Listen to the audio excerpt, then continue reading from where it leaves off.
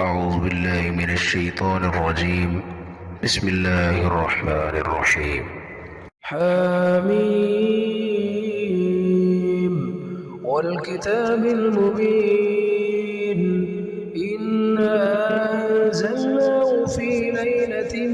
مباركة إنا كنا منذرين فيها يفرق كل أمر حكيم أمرا من عندنا إنا كنا مرسلين رحمة من ربك إنه هو السميع العليم رب السماوات والأرض وما بينهما إن كنتم موقنين لا إله إلا هو يحيي ويميت ربكم ورب آبائكم الأولين بل هم في شك يلعبون فارتقب يوم تأتي السماء بدخان مبين يغشى الناس هذا عذاب أليم ربنا اكشف عنا العذاب إنا مؤمنون أنى لهم الذكرى وقد جاءهم رسول مبين ثم تولوا عنه وقالوا معلم مجنون إنا كاشف العذاب قليلا إنكم عائدون يوم نبطش البطشة الكبرى إنا منتقمون ولقد فتنا قبلهم قوم فرعون وجاءهم رسول كريم أن أدوا إلي عباد الله إني لكم رسول أمين وأن لا تعلوا على الله إني آتيكم بسلطان مبين وإني عزت ربي وربكم أن ترجمون وإن لم تؤمنوا لي فاعتزلون فدعا ربه أن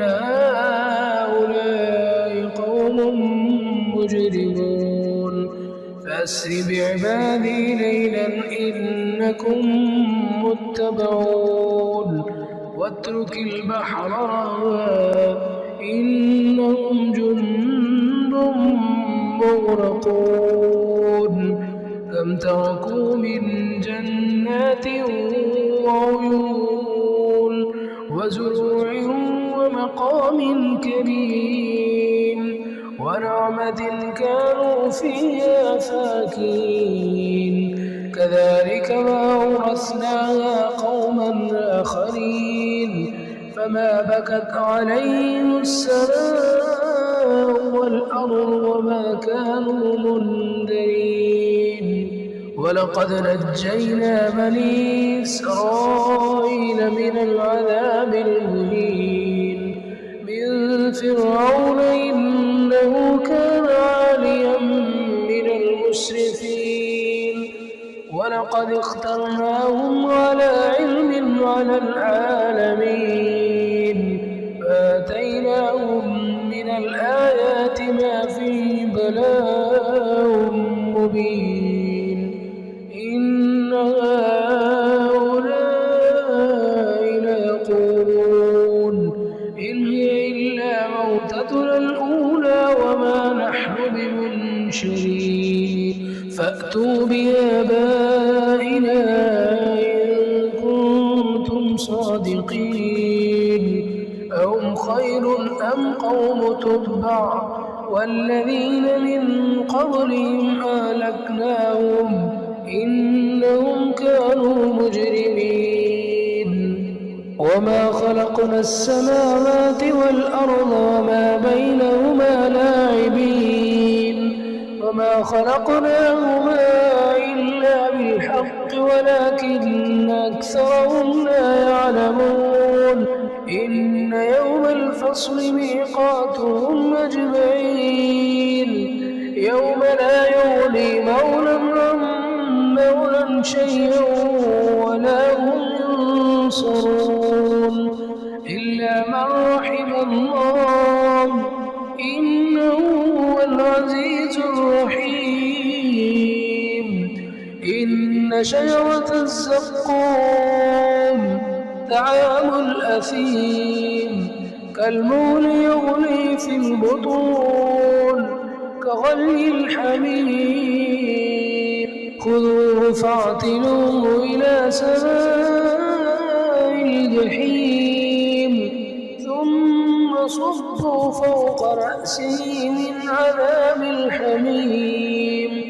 ذق إنك أنت العزيز الكريم إن هذا ما كنتم